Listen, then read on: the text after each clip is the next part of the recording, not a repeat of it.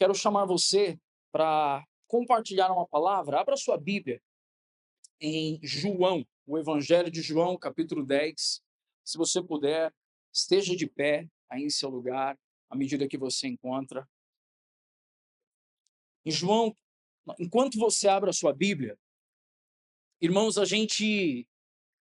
como Vieira compartilhou aqui, nós estamos adentrando as semanas que antecedem a Páscoa. E quando nós falamos sobre a Páscoa instituída lá em Êxodo capítulo 12, anunciando para nós uma intervenção divina para resolver o problema do pecado. E nós temos a rica oportunidade, irmãos, de essa manhã relembrar o que Jesus fez por nós. Jesus, ele viu a nossa miséria, Jesus viu as nossas mazelas, Jesus viu a nossa condição perversa, Jesus viu a condição obstinada, muitas vezes, do nosso coração, mas ele voluntariamente, em um conselho, o Pai, o Filho e o Espírito, o Filho de Deus voluntariamente disse que ele viria aqui a fim de preparar um povo e comprar de volta para o Pai aqueles que o Senhor chamou. E eu e você, irmãos, nós somos aqueles que temos sido afetados por essa boa notícia. Então, quando nós nos encontramos para falar da Sagrada Escritura, quando entra um juiz em uma sala, a gente se ergue, a gente se levanta. Quando entra uma autoridade em um recinto, a gente se ergue e se levanta. E também reconhecendo a autoridade das Sagradas Escrituras. Quando então temos oportunidade de lê-la, nós podemos então nos pôr de pé, reconhecendo que Cristo nos é revelado pela Sagrada Escritura. Amém, irmãos? João capítulo 10 começa nos dizendo algo aqui. Eu lhes digo a verdade, quem entra no curral das ovelhas, às escondidas, por sobre a cerca, em vez de passar pela porta, é certamente ladrão e assaltante. Mas quem entra pela porta é o pastor das ovelhas. O porteiro lhe abre a porta e as ovelhas reconhecem a sua voz e se aproximam. Ele chama as suas ovelhas pelo nome e as conduz para fora. Depois de reuni-las, vai adiante delas e elas o seguem porque conhecem a sua voz. Nunca seguirão o desconhecido, antes fugirão dele, pois não reconhecem a sua voz. Os que ouviram Jesus usar essa ilustração não entenderam o que ele quis dizer, por isso ele a explicou. Eu lhes digo a verdade, eu sou a porta das ovelhas. Todos que vieram antes de mim eram ladrões e assaltantes, mas as ovelhas não os ouviram. Sim, eu sou a porta. Quem entrar por mim será salvo, entrará e sairá e encontrará pasto. O ladrão vem para roubar, matar e destruir. Eu vim para lhes dar vida, uma vida plena que satisfaz. Eu sou o bom pastor. O bom pastor sacrifica sua vida pelas ovelhas. O empregado foge quando vê um lobo se aproximar, abandona as ovelhas porque elas não lhe pertencem e ele não é seu pastor. Então o lobo as ataca e dispersa o rebanho. O empregado foge porque trabalha apenas por dinheiro e não se importa de fato com as ovelhas. Eu sou o bom pastor. Conheço minhas ovelhas e elas me conhecem. Assim como meu Pai me conhece e eu o conheço, e eu sacrifico a minha vida pelas ovelhas. Tenho outras ovelhas que não estão neste curral. Devo trazê-las também. Elas ouvirão minha voz e haverá um só rebanho e um só pastor. O Pai me ama, pois sacrifico minha vida para tomá-la de volta. Ninguém a tira de mim, mas eu mesmo a dou. Tenho autoridade para entregá-la e também para tomá-la de volta, pois foi isso que o Pai me ordenou. Quando Jesus disse essas coisas, as opiniões dos judeus a respeito dele se dividiram outra vez. Alguns diziam: ele está possuído por demônio, está louco, por que ouvi-lo? Outros diziam: ele não fala como alguém que está possuído por um demônio. Pode um demônio abrir os olhos dos cegos? Era inverno e Jesus estava em Jerusalém na celebração da festa da dedicação. Ele caminhava pelo templo, na parte conhecida como Pórtico de Salomão, quando os líderes judeus o rodearam e perguntaram: quanto tempo vai nos deixar em suspense? Se você é o Cristo, diga-nos claramente. Jesus respondeu: eu já lhes disse, e vocês não creram em mim. A prova são as obras que eu realizo em nome de meu Pai. Mas vocês não creem em mim porque não são minhas ovelhas. Minhas ovelhas ouvem a minha voz, e eu as conheço, e elas me seguem. Eu lhes dou a vida eterna, e elas nunca morrerão. Ninguém pode arrancá-las da minha mão, pois meu Pai as deu a mim. Ele é mais poderoso que todos. Ninguém pode arrancá-las da mão de meu Pai. O Pai e eu somos um. Vamos orar mais uma vez? Feche os seus olhos.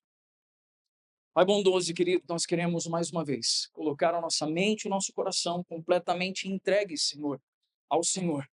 Queremos submeter pensamentos, intenções, vontades, anseios e desejos ao Senhor, de modo, Pai, que tudo aquilo que vem como uma expressão da natureza adâmica, tornando a nós, homens e mulheres, obstinados, cobiçosos, rixosos, que tudo isso, Senhor, nesse momento, seja quebrado, seja, Senhor, rompido, de modo que possamos avançar na obra da regeneração por meio do Espírito Santo de Deus, e que enquanto a Tua palavra tem sido a nós ensinada, possamos, Senhor, perceber estruturas da nossa humanidade carnal sendo quebradas e sendo formado em nós mais e mais do caráter do Teu Filho Jesus, Pai.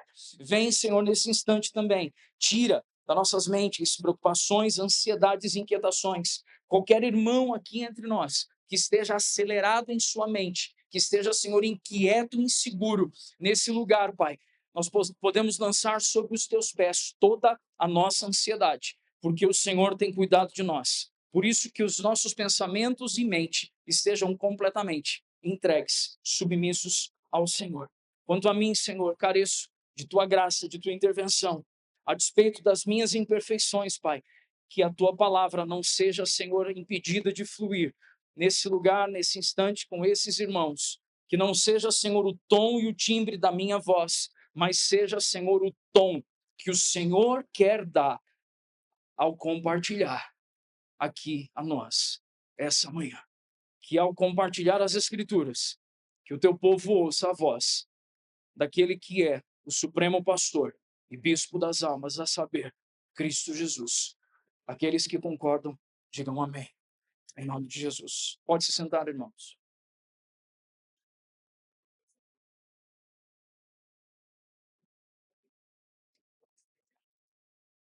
Quando nós iniciamos o compartilhar das Sagradas Escrituras, e nós falamos acerca do que a palavra está nos trazendo nesses dias, nessas semanas, nós estamos nos preparando para chegar numa data que é, talvez, para a maioria de nós, temos clareza desse elemento da expressão bíblica, da expressão no contexto cristão, a festa mais importante para um cristão é a festa da Páscoa.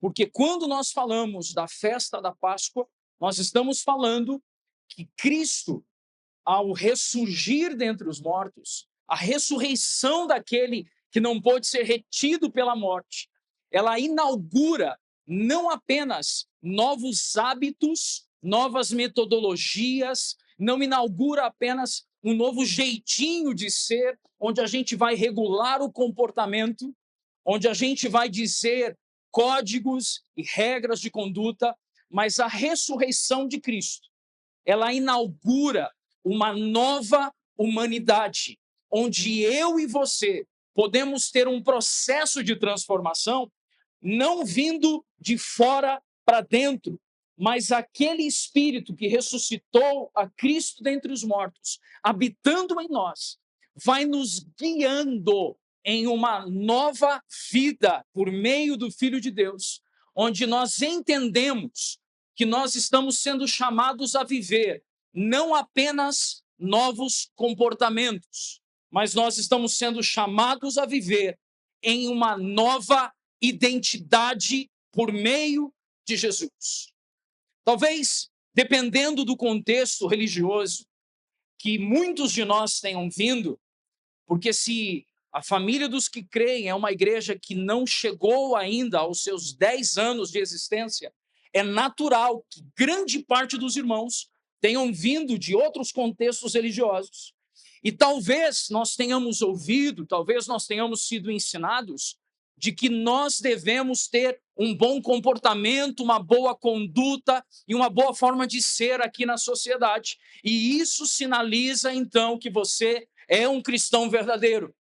Contudo, irmãos, quando nós falamos de alguém que nasceu de novo, de verdade, quando nós falamos de alguém que experimentou o poder da ressurreição, o poder do Cristo, ele não está focado em apresentar um bom testemunho e um bom comportamento. A sua ênfase, o seu foco é em revelar a obra que o Cristo tem realizado em si. E o testemunho se torna tão somente um desdobramento que é externo daquilo que tem sido uma obra interior em nós. Quantos compreendem isso aqui, irmãos? Sabe por que nós estamos começando com essa introdução? Porque nós não podemos olhar para a boa notícia do Evangelho e achar que o Evangelho é para regular o meu e o seu comportamento. O Evangelho vem com uma boa notícia para nos transformar em um povo que Deus sempre quis formar para si. Quando nós pegamos na Escritura expressões como o eterno propósito de Deus, é importante trazermos ao nosso entendimento que em Gênesis, antes da queda, nós vemos o Pai cultivando um relacionamento íntimo com Adão. E enquanto Adão se deleitava em conhecer o Criador, o Pai era glorificado por tamanha beleza e perfeição de toda a obra da criação. Quando Deus criou todas as coisas, antes da queda, olhou Deus para tudo que tinha sido feito e disse Deus que era bom.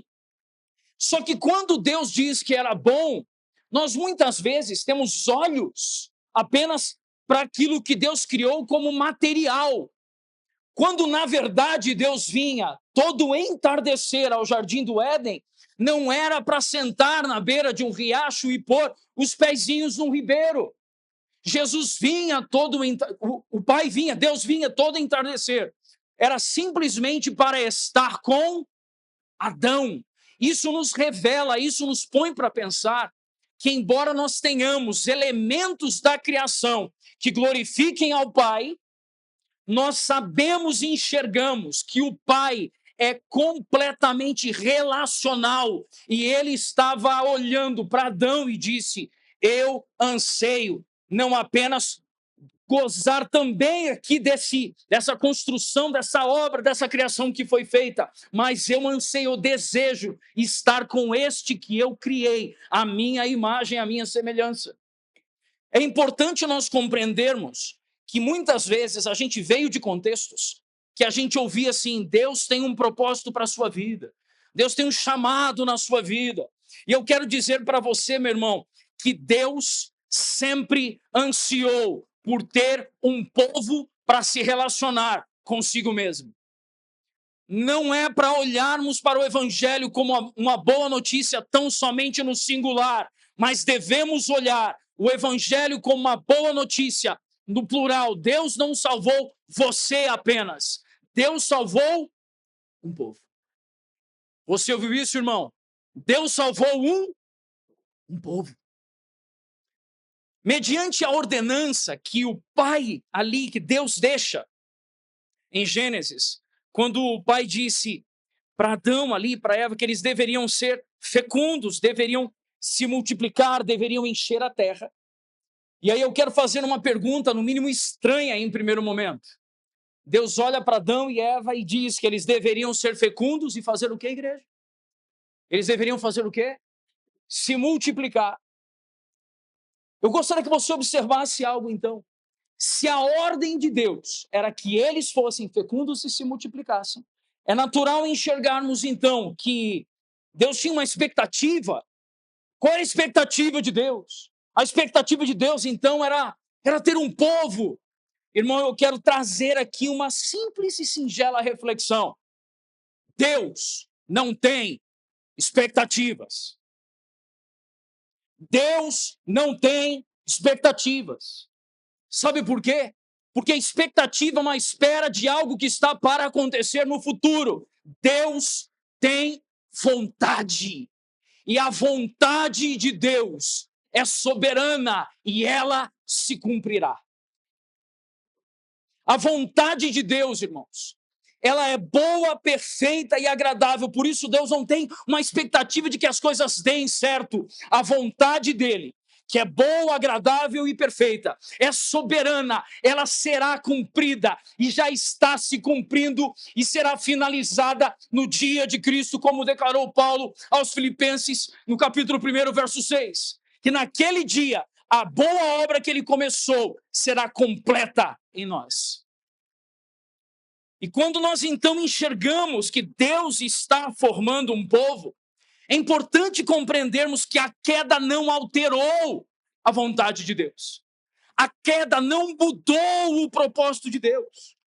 A partir da queda, Deus então começa estabelecendo alianças. Ele partiu ali também no meio da trajetória do povo. Nós temos a aliança de Deus com Abraão, onde ele sai de um lugar e vai formar um povo em outro lugar. Depois de muitos anos, vemos José no Egito, e após 400 anos ali, depois da morte de José e aquele antigo faraó, o povo sendo escravizado, Deus levanta um homem chamado Moisés, aquele que se tornou o representante da lei. E quando nós vemos ali em Êxodo capítulo 12, preste atenção nesse que é um elemento importante para a construção do entendimento da Páscoa. Em Êxodo capítulo 12, Moisés, um representante da parte de Deus, está chamando o povo a sair do Egito e ir para outro lugar, para que o povo pudesse adorar a Deus e se relacionar com Deus em outro lugar. Sabe o que isso nos ensina, irmãos? Que Deus não está falando apenas do singular, Deus está falando de um plural. Deus está falando claramente que a obra da redenção, a intervenção de Deus sobre a humanidade pós-queda, é para que ele cumpra a sua vontade de ter para si um povo. Quantos compreendem que Deus quer claramente esse povo reunido, vivendo em unidade, conhecendo o Pai na totalidade aqui? Amém, irmãos? Sabe algo importante que nós precisamos compreender? Nós sabemos que nesse cenário, onde nós sabemos que em Êxodo capítulo 12 foi ali instituída a Páscoa judaica. Nós precisamos manter aceso em nossa mente e nosso coração que Jesus veio para tornar novas todas as coisas. Ele veio, e aí quando nós pegamos o evangelho descrito em João, que foi o último evangelho a ser escrito, nós vemos que quando o autor, nos primeiros versículos, ele diz que o verbo se fez carne e habitou entre nós. Nós precisamos compreender que o apóstolo João, ao escrever essa sentença, ao escrever esse texto, ele estava dizendo que Jesus veio para tornar novas todas as coisas. Ele veio demonstrar não apenas um novo modo de viver, mas ele veio revelando o Pai e nos moldando ao Pai para que pudéssemos gradativamente nos tornar o povo que o Pai chamou para si. Sabe, uma das coisas que nós precisamos também enxergar nesse relato que nós queremos passar por João 3 avançar um pouquinho até retornarmos a João 10. Eu quero chamar a sua atenção de que quando Jesus ele veio aqui à Terra, e nós vemos que no capítulo 1 de João, no capítulo 2 de João, nós todos sabemos que Jesus operou um primeiro sinal, um primeiro milagre em um casamento em Caná da Galileia. E esse casamento, que tinha falta de vinho, Jesus transforma a água em vinho. E quando Jesus transforma a água em vinho, Jesus está revelando a sua autoridade e o seu poder sobre a matéria. Preste atenção nisso, porque no Éden, o Pai, Deus, toma do barro. Com as mãos ele modela o homem, ele sopra nas narinas e o torna alma vivente, tornando aquilo que é material e sem vida, levando a ter vida eterna. E quando nós vemos o primeiro milagre de Jesus, nós vemos Jesus operando de tal forma, revelando a sua autoridade, o seu poder, então, sobre a matéria. Em João capítulo 2, nós vemos que Jesus, ele, após transformar a água em vinho, ele vai até o templo e começa um ato agora, onde Jesus está se posicionando perante os judeus para revelar qual era a vontade do Pai. E quando Jesus ele entra num lugar que era o templo da época, e haviam cambistas, havia ali uma grande quantidade de pessoas comprando, vendendo, agindo conforme os impulsos da natureza carnal, humana, perversa. Jesus entra naquele lugar e Jesus então confronta aquelas pessoas, aqueles cambistas, organiza o templo ali, vira as mesas, dizendo que aquele lugar deveria ser uma casa de oração. Aquele lugar deveria ser um ambiente onde Deus de fato fosse glorificado. E ali claramente, eu gostaria que você observasse isso, que ali claramente, Jesus começou a entrar em rota de colisão com o modo da humanidade caída viver. Você ouviu o que eu disse ou não? O Pai chamou para si vou repetir a pergunta, o Pai chamou para si um povo. O Filho, a expressão exata do Pai. Entre os homens, o verbo que habitou entre nós, chega no templo, deveria encontrar no templo um ambiente que glorificasse o Senhor. E quando ele encontra um ambiente onde a humanidade caída está pervertendo aquele lugar, Jesus vem e coloca ordem nas coisas. Irmãos, um elemento importante para nossa compreensão: onde Jesus entrar, as coisas entrarão em ordem, mesmo que algumas mesas sejam viradas para isso. Às vezes alguém vem para o evangelho, vem para a casa do Pai, começa a fazer parte da igreja de Jesus e parece que a vida virou de cabeça para baixo. Glória a Deus que a sua vida virou de cabeça para baixo, irmão.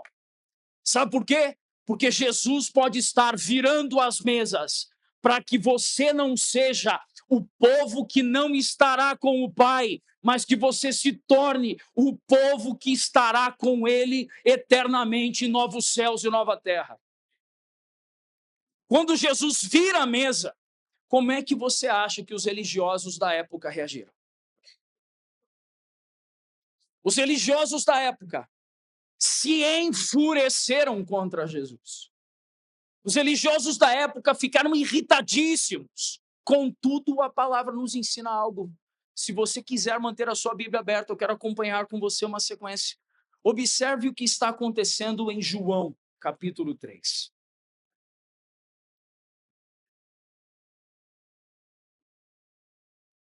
Em João, capítulo 3, uma pessoa procurou Jesus no meio da noite. Talvez querendo um pouco de discrição, talvez querendo um pouco de recolhimento, um pouco de privacidade. Talvez ele não quisesse exposição. Em João capítulo 3, Jesus teve uma conversa. Com quem foi a conversa, igreja? Conversa de Jesus com Nicodemos. Sabe o que eu gostaria de chamar a sua atenção, e você pode ficar com a Bíblia aberta observando algo.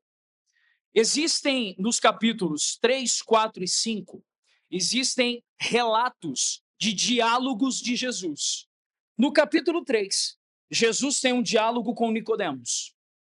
No capítulo 4, Jesus tem um diálogo com uma mulher, chamada de a mulher samaritana. No capítulo 5, ele tem uma conversa com um homem que estava paralítico há muitos anos à margem do tanque de Betesda. Sabe o que é curioso? Que quando a gente para observar, e é muito importante se entendemos que Deus está chamando para si um povo, nós entendermos quem nós somos na conversa com Jesus. Você está ouvindo o que eu disse aqui? Amém ou não, irmãos? Quem você é na conversa com Jesus? Por quê? Porque quando nós vemos a conversa de Jesus com a mulher samaritana, a gente já sabe o que dizer se uma mulher samaritana entrasse por essa porta. Se uma mulher samaritana entrasse por essa porta, a gente ia chamá-la talvez de devassa, de promíscua. A gente ia rechaçar essa mulher. A gente ia recriminar essa mulher. Porque, afinal de contas, ela tinha vivido com 5 maridos e o marido atual, o homem atual, nem marido dela, ele era. E nós facilmente conseguimos observar que a miséria daquela mulher precisaria de uma intervenção do poder de Deus. Quando a gente observa o diálogo de Jesus, no capítulo 5, com aquele homem paralítico que estava à beira do tanque de Betesda, a gente não tem muita. A gente não vai nem forçar muito a mente para entender que aquele homem precisa de uma intervenção sobrenatural. Aquele homem precisa que Deus o cure e tal. Mas quando nós observamos as 3 conversas, João capítulo 3, a conversa de Jesus com João capítulo 4, a conversa de Jesus com a mulher samaritana. João capítulo 5, a conversa de Jesus com o paralítico. Nós conseguimos enxergar que nas 3 conversas, a conversa de Jesus com Nicodemos foi a única conversa que Jesus falou: você tem que nascer de novo. Foi a única conversa que Jesus olhou e falou assim: sabe qual é o seu problema, Nicodemos? Você acha que você é mais do que de fato você é. Quantos estão enxergando aqui o que o Senhor está nos levando a refletir, irmãos? Sabe quem era Nicodemos? E aí precisamos enxergar isso. Nicodemos era um homem que estava como membro integrante do Sinédrio, um conselho de 71 homens, onde eles presidiam o Sinédrio e eram os guardiões da lei judaica dentro do Império Romano ali. E ele era um homem destacado. Se você olhar na sua Bíblia, João 3, algumas traduções usam essa expressão, que Nicodemos era um homem o quê, irmãos? Era um homem o quê, irmãos? Destacado dentre o Sinédrio. Naturalmente, Salomão, era um irmão que quando passava, era alguém que quando passava, talvez a sociedade olhasse e dissesse assim: rapaz, se eu puder, eu queria ser igual Nicodemos, porque esse cara é o cara na sociedade.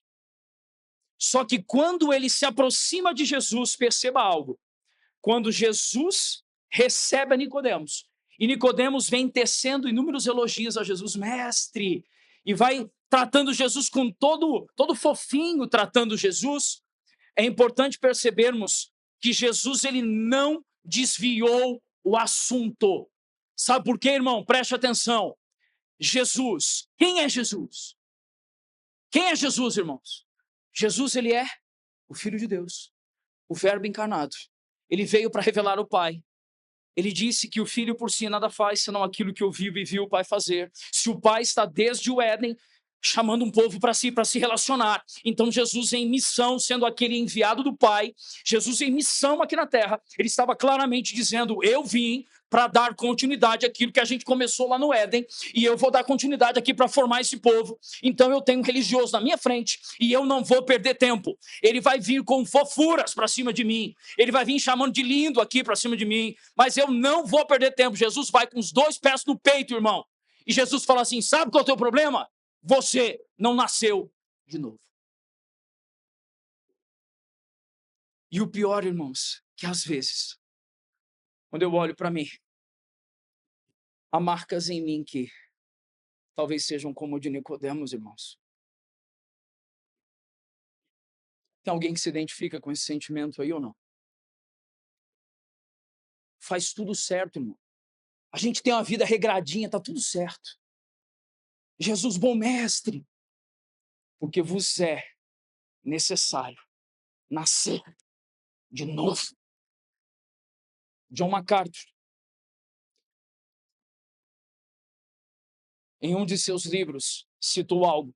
Jesus não estava interessado em discutir os seus milagres, que tinham como resultado uma fé superficial. Pelo contrário, ele foi direto ao ponto, mostrando a Nicodemos a necessidade de transformação do seu coração por intermédio do novo nascimento. Irmãos, preste atenção. Pastor Hernandes Dias Lopes, em um de seus livros, o livro sobre o Evangelho de João, dizendo certa vez assim: não dê descanso à sua alma até que você tenha a garantia de que você nasceu de novo. Porque nascer de novo é o único meio que temos para ter a consciência e a convicção de que fazemos parte desse povo que o Pai chamou para si, irmãos. Não estou preocupado, os pastores dessa casa não estão preocupados com se estamos vivendo de um modo certinho ou não em todas as coisas. A gente vai errar, irmão. Olha bem para mim aqui, por favor. Você terá atos falhos. Contudo, ato falho é diferente de alguém que vive dissolutamente na prática do pecado. Homens e mulheres que nasceram de novo e têm a consciência da salvação por meio de Cristo Jesus, ainda assim terão atos falhos, mas rapidamente irão de joelhos à cruz de Cristo, se arrependendo de seus pecados, sabendo que nasceram de novo, carecendo da graça e da misericórdia do Senhor. De acordo com F.F. Bruce, teólogo e pastor, pelo nascimento natural, as pessoas tornam-se membros de uma família terrena. Para que eles se tornem membros da família de Deus, para receberem a natureza espiritual, que é o único meio de ser admitido no seu reino, faz-se necessário um nascimento do alto. Irmão, quantos anseiam de fato por viver eternamente com Cristo? Sabe, você não foi chamado, preste atenção nisso. Eu vou viver no céu, vou para o céu. E lá vai ter ruas de ouro, mar de cristal, vou ter uma mansão, ou eu vou ter só um casebrezinho, o galardão vai ser pequeno, irmão. Preste atenção, a nossa maior dádiva em nascermos de novo é sabermos que viveremos eternamente assentados à mesa, ceando com Jesus Cristo, o verbo que se fez carne, o nosso irmão mais velho. Sabe qual talvez seja? Recentemente, batendo um papo com um irmão piedoso, que nos conhecemos desde o ano de 1999, já são 26 anos de amizade com esse irmão. E ele falou assim: Felipe, eu fico pensando assim, você já parou para imaginar que uma das expressões do galardão que receberemos, uma das formas que vamos nos alegrar em novos céus e nova terra, é que quando a gente olhar para o lado,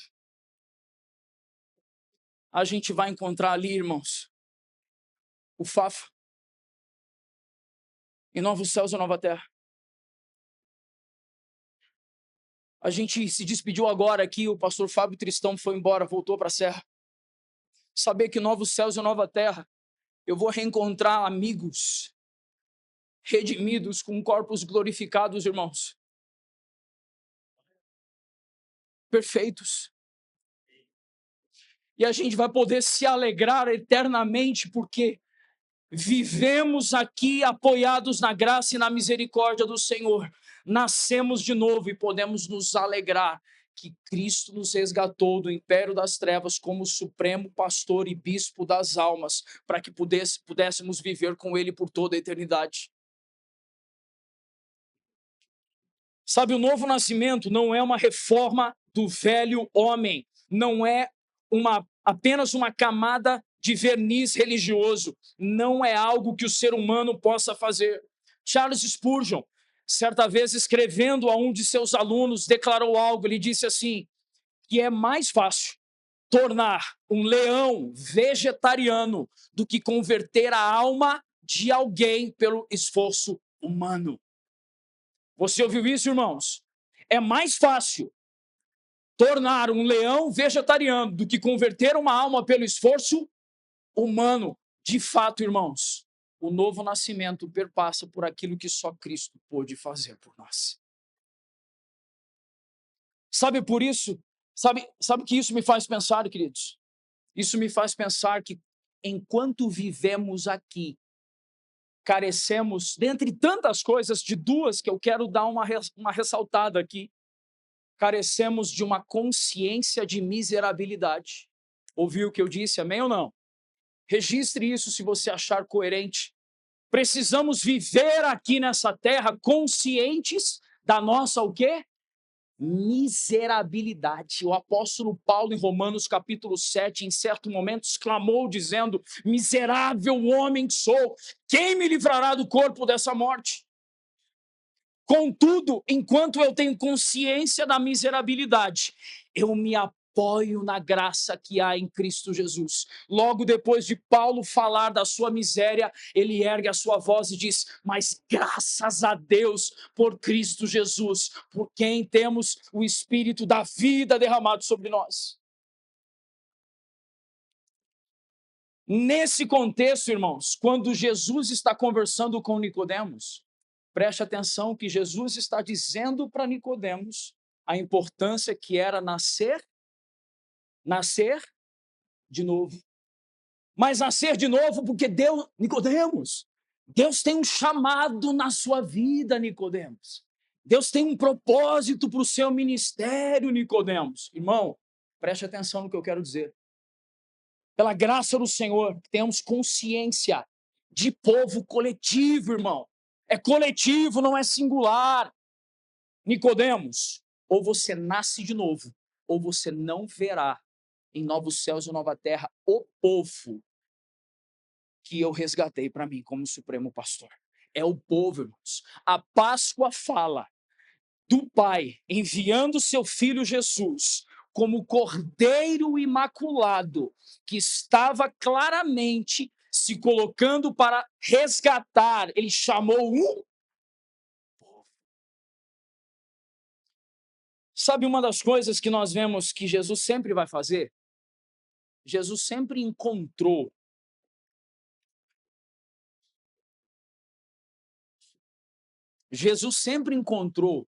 um modo específico para se comunicar com a gente. Você ouviu essa expressão ou não? Com quem que Jesus estava conversando? Em João 3? Com Nicodemos. Quem era Nicodemos ali, descrito em João 3? Um membro do Sinédrio, um fariseu, alguém experimentado na lei, alguém conhecedor da Torá, Tanakh, a lei, os profetas, alguém que era destacado dentre os membros do Sinédrio. E aí Jesus vai e faz menção de algo. Jesus faz menção do vento. Ouviu o que eu disse aqui, amém ou não? Jesus faz menção do vento. Quando Jesus usou o símbolo do vento, Nicodemos deveria ter imediatamente lembrado de algo. Jesus, ao falar com Nicodemos sobre o vento, Jesus estava trazendo à mente de Nicodemos o que estava em Ezequiel, capítulo de número 37. Observe na sua Bíblia o que está em Ezequiel, número 37, por favor.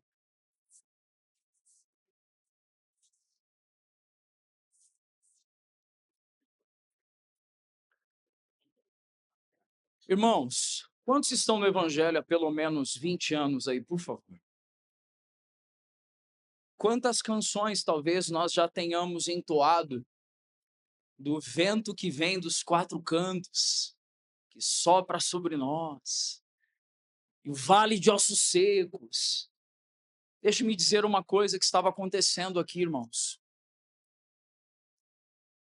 Quando Jesus fala com Nicodemos sobre o vento, ele leva Nicodemos a imediatamente pensar no que estava acontecendo, descrito no livro do profeta Ezequiel, capítulo 37, quando Deus leva o profeta até a frente de um vale, e a sua tradução talvez use uma expressão de que os ossos, eles estavam sequíssimos. Você ouviu o que eu disse, amém? Os ossos estavam o quê, irmãos? Sequíssimos. Essa expressão é um reforço da ausência completa de vida, irmãos. Nós sabemos que a vida humana carece de água. O corpo humano é formado 70% por água. Então, se os ossos estavam sequíssimos, claramente o profeta Ezequiel sabia que não havia vida alguma ali. E quando o Senhor, em diálogo com o profeta, ele vai e fala assim: Filho do homem, acaso esses ossos podem tornar a viver, podem voltar à vida? E a resposta do profeta Ezequiel foi qual? Senhor, o Senhor sabe. O Senhor sabe. E perceba algo, que quando nós vemos a descrição do profeta Ezequiel, o profeta Ezequiel então recebe uma ordem do Senhor. O Senhor diz: profetiza, pois. Só que a expressão profetiza está associado a libere a palavra. Ouviu o que eu disse? Amém ou não? Libere a palavra. E quando fazemos, então, a leitura de todo o texto de Ezequiel 37, nós vemos que veio, então, sobre aquele vale de ossos secos o quê? Um vento. E o vento que veio de 4 cantos ali, começou a produzir o que naquele instante, então? Vida, e trouxe mortos de volta à vida. Isso faz com que Nicodemos, na conversa com Jesus, ele pare e fala: não, peraí, eu não tô acreditando que é isso mesmo que eu estou ouvindo. Porque quando ele disse, profetiza, homem de Deus, em outras palavras, libere a palavra. E João, capítulo 1, diz: no princípio era o verbo. O verbo, no princípio, era a palavra, e o verbo estava com Deus, e o verbo era Deus. Isso quer dizer que o profetizar, o libere a palavra, é somente por meio daquele que é o verbo. Aqueles que estão mortos podem ser colocados de volta em vida. E sabe um elemento curioso para os ouvidos de Nicodemos? Porque em Gênesis, o homem é formado do barro e há um sopro sobre as narinas. O sopro sobre as narinas do hebraico ruach é a mesma expressão descrita em Ezequiel 47. Ezequiel 37, onde nós vemos que o vento, o ruach, soprou sobre o vale de ossos secos, trazendo aqueles que estavam mortos de volta à vida. Mas não trouxe um de volta à vida, trouxe um povo de volta à vida. E agora, Nicodemos está parando para processar tudo que Jesus estava falando. E agora, quando a gente transita, João 3, João 4, João 5, João 6, Jesus endurece a conversa. Jesus fala que ele é o pão da vida. Em João 7, Jesus vai ensinar no templo. Em João 8, nós temos um elemento incrível acontecendo aqui. Em João 8, nós temos um elemento que é: Jesus sofreu aqui um duro ataque, porque Jesus estava claramente se movendo como aquele que era o Messias esperado. Os irmãos estão me ouvindo bem até o presente momento? Amém? Estamos juntos nesse entendimento até aqui? Amém? Preste atenção em algo. Em João capítulo 8, Jesus ele tem uma dura conversa com religiosos. Uma dura conversa com fariseus. Nessa dura conversa que Jesus teve com os fariseus, Jesus os chamou de filhos do diabo. Você já tinha ouvido essa expressão na Escritura, amém ou não? Quantos já tinham ouvido essa expressão aqui?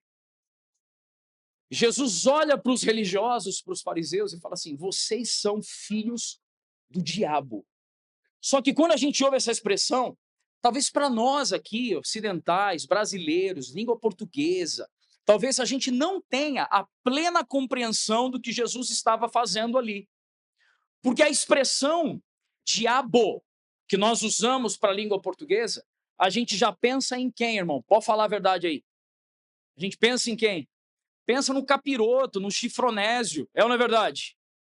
É em quem a gente pensa. É ou não é verdade?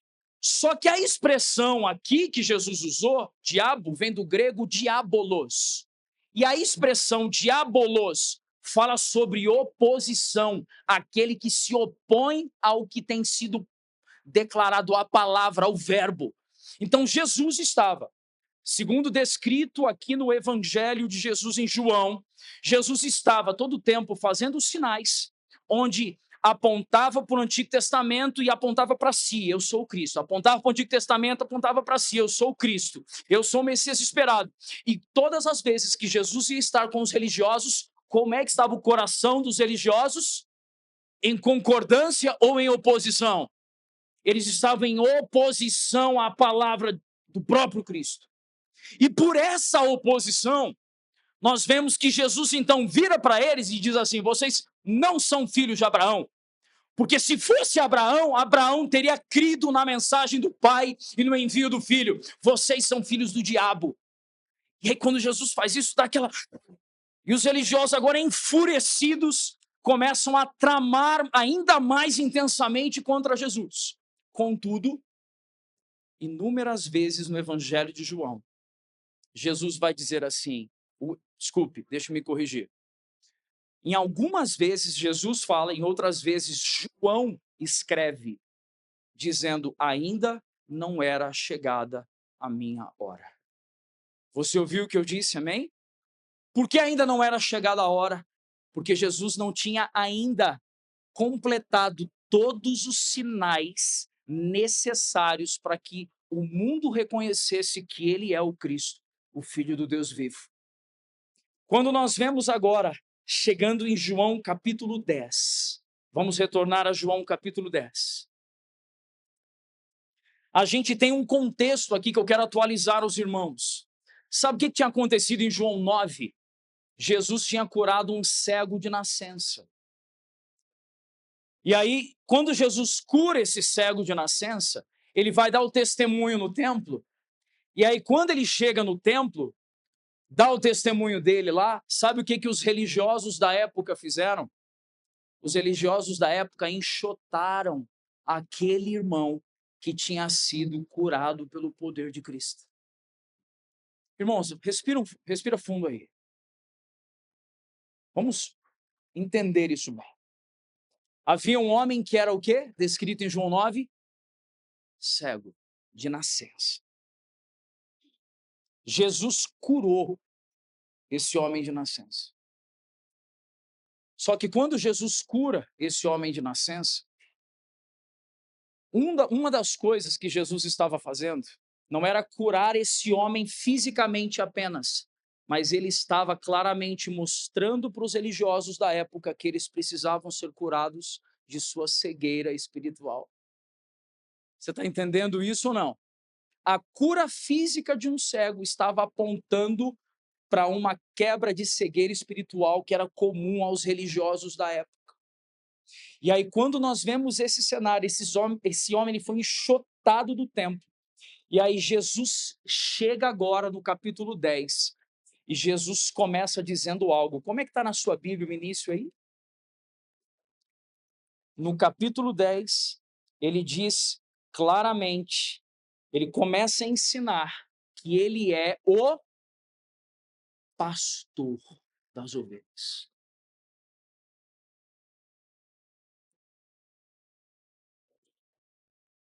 Sabe o que eu gostaria de colocar para você compreender? Observe dos versos 1 ao 6, em João 10. O Evangelho aí está dizendo para nós claramente algo sobre uma característica das ovelhas. Jesus está falando, usando a imagem de ovelhas, apriscos e pastores, que era algo muito comum na região.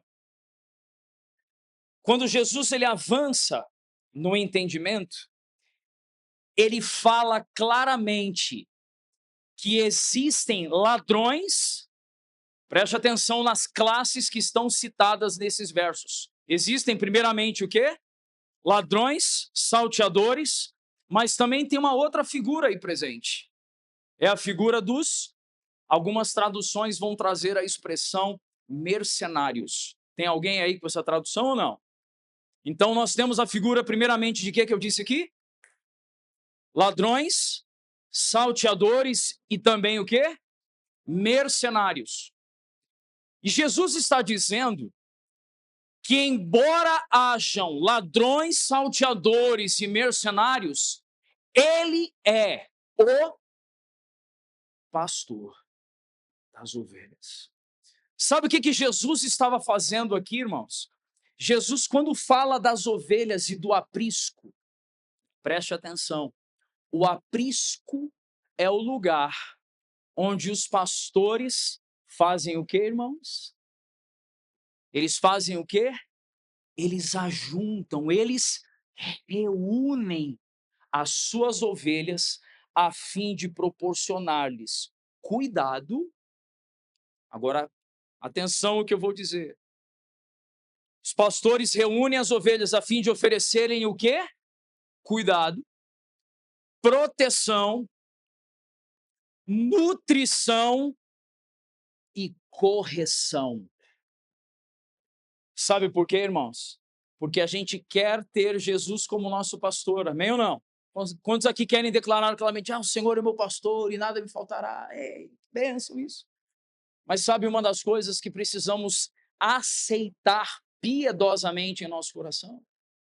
Precisamos aceitar piedosamente que muitas vezes Ele, o supremo pastor e bispo das almas, vai nos colocar na sua perna, duas patinhas para um lado, duas patinhas para o outro, e vai ter que dar uma esticada na lã, porque uma ovelha, ela pode, a sua lã, ela pode crescer tanto e acumular tanta sujeira, folhagens e galhos no meio de sua lã, que ela pode chegar até 6 vezes o seu peso natural com a quantidade de lã acumulada na sua superfície.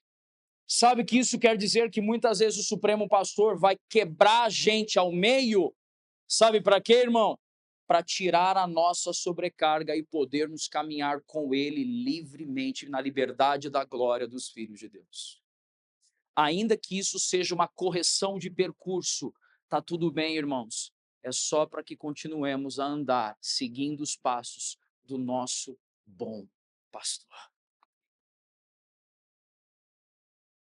E aí, quando nós vemos, então, agora,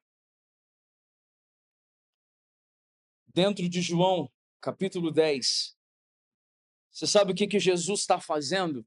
Abra sua Bíblia em Ezequiel, capítulo 34. Os fariseus sabiam a lei e os profetas. Amém ou não, irmãos? Os fariseus sabiam, conheciam a estrutura da lei. Em Ezequiel 34, sabe o que nós vemos? Nós vemos Deus falando com os pastores do povo, dizendo: ai dos pastores que há entre vós, porque vocês estão ganhando lucro, estão aumentando as riquezas de vocês, às custas do meu rebanho. Mas eu enviarei o pastor, perceba essa expressão, eu enviarei, o que está escrito aí, o Senhor falando por meio do profeta Ezequiel, eu enviarei o quê? O pastor, é com letra maiúscula, e alguém que viria da linhagem de Davi. E quando Jesus diz, eu sou o bom pastor, sabe o que os fariseus ouvem naquele instante? Os fariseus ouvem naquele instante. Então esse homem, Jesus de Nazaré, está afirmando ser ele, aquele que vem da linhagem de Davi, para arrebentar com a prática de maus pastores e cuidar e ajuntar o rebanho que estava espalhado. Isso quer dizer que Jesus estava dizendo para aqueles pastores: vocês são, estava dizendo para os religiosos, para os fariseus, Jesus estava dizendo: vocês são esses maus pastores, mas eu sou aquele que vai cumprir o decreto e desígnio do Senhor, e vou ajuntar um povo, a fim de que esse povo seja cuidado nesse rebanho e entregue ao Pai de volta por meio de um preço de sangue. E sabe o que é curioso? Porque existe a figura dos ladrões e salteadores e também dos mercenários. Mas ele diz que o bom pastor, ele faz algo, irmãos. O que o bom pastor faz? Quando você pega a sua Bíblia, você percebe que o bom pastor, ele dá a sua própria vida pelas ovelhas. Eu quero repetir essa expressão, irmãos. O bom pastor faz o quê? O bom pastor, ele dá a sua vida. Me permita compartilhar algo com os irmãos que tem sido um ensino para nós, constante ali na família Betânia, nossa igreja local.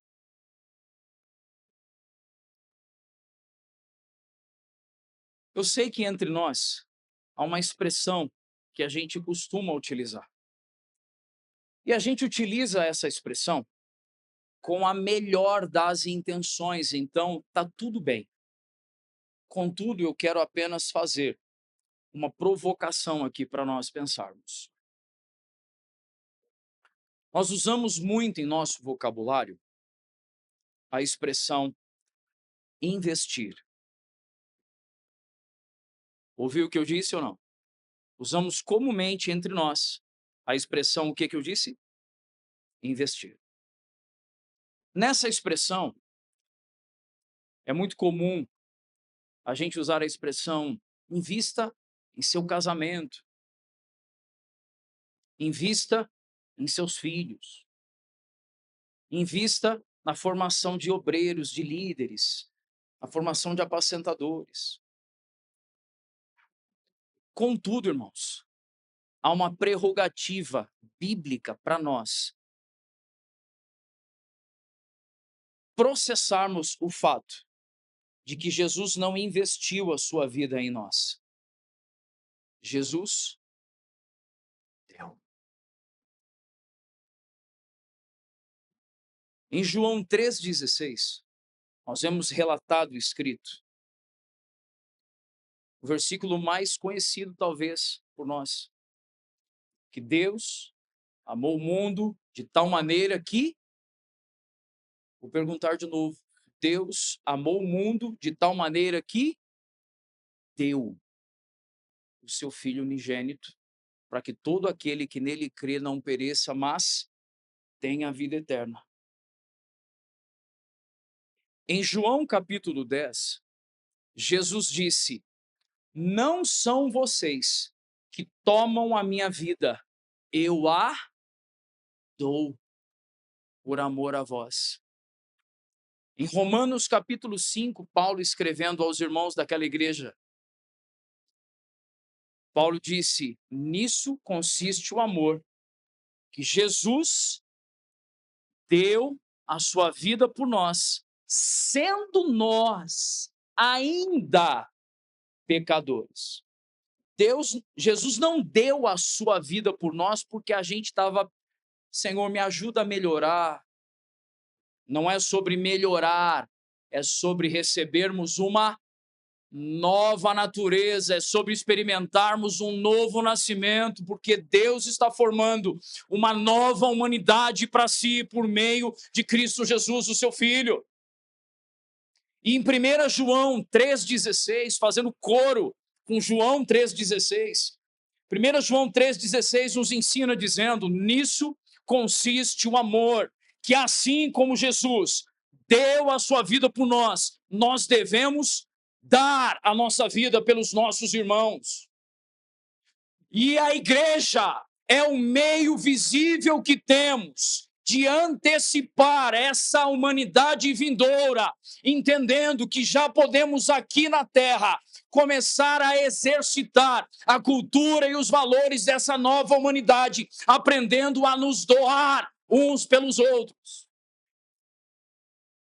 A gente tem ensinado, assim como vocês têm aprendido aqui, a gente tem ensinado lá na família Betânia.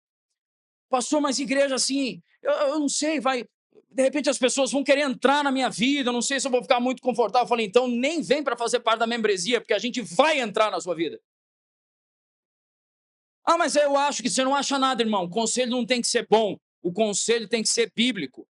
E não tem conversa, não tem o que você pensa, o que você acha, tem o que o evangelho diz. E a escritura nos ensina a dar a vida, assim como Jesus deu a sua vida por nós. Então, quando Jesus está ali descrito em João, avançando até chegar próximo ali ao capítulo 12, sabe o que Jesus está ensinando? Jesus está ensinando uma nova forma de viver para essa que está se tornando uma nova humanidade. É uma nova mente, um novo sentimento, um novo pensamento, novos desejos, novos projetos, novos desígnios, que não tem a ver com carro zero, carro novo, importado, casa nova, novo emprego. Tem a ver com você perder a sua vida para ser achado nele. Essa é a esperança que temos por meio de Cristo Jesus.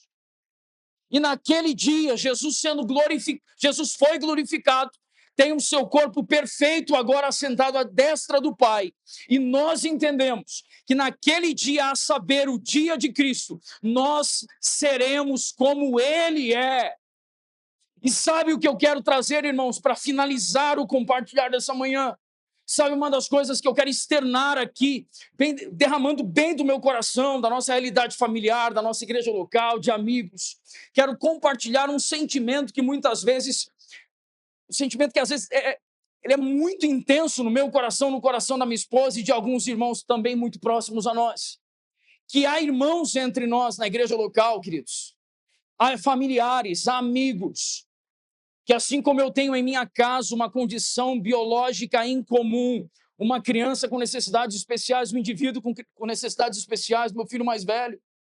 Eu sei que tem pais aqui que têm filhos que talvez tenham hiperatividade, déficit de atenção, tenham algum espectro autista com a sua realidade, e irmãos aqui que talvez tenham um problema de insuficiência renal, problemas no fígado, problemas cardíacos. Eu quero dizer para você, irmão, que em novos céus e nova terra o Senhor nos levará à perfeição, assim como Ele é.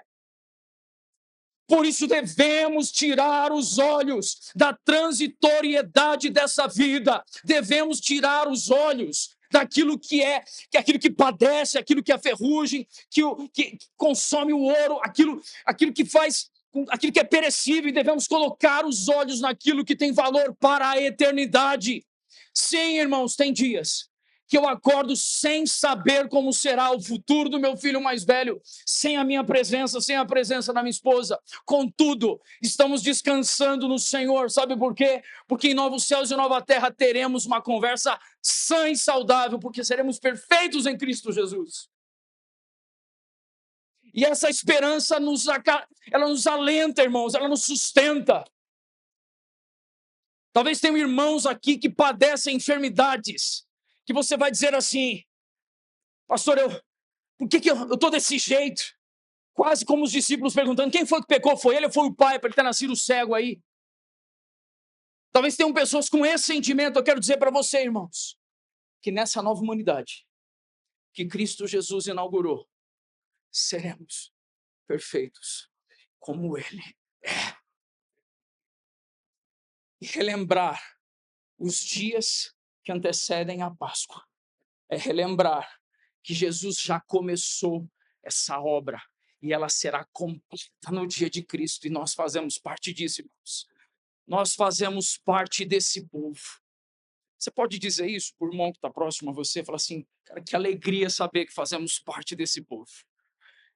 Fala para o seu irmão aí assim, cara, irmão, tenha um coração cheio de esperança na eternidade. Sabe quando Jesus disse, no mundo nós teríamos o que, irmãos? Aflições. Mas era para ter o que, irmão? Bom ânimo. E aí agora vem a parte da frase que a gente mais gosta, né? E aí Jesus disse: porque eu venci o mundo e vocês também vencerão. Mas essa vitória não está falando de vitória aqui na terra, mas é vitória sobre o pecado e sobre a morte. O pecado e a morte não nos aprisionarão, porque estamos em Cristo Jesus, e ainda que passemos pela primeira morte, naquele dia seremos ressuscitados com Ele, para vivermos eternamente perfeitos em novos céus e nova terra, com Jesus ceando conosco por toda a eternidade. Vamos estar em pé, vamos agradecer ao Senhor. Feche os seus olhos aí, vamos falar com o Senhor. Pai bondoso e querido, queremos te render graças e louvores, porque sabemos que o Senhor chamou para si um povo. E o Senhor nos trouxe essa manhã para nos lembrar que nós somos parte desse povo. Obrigado, papai.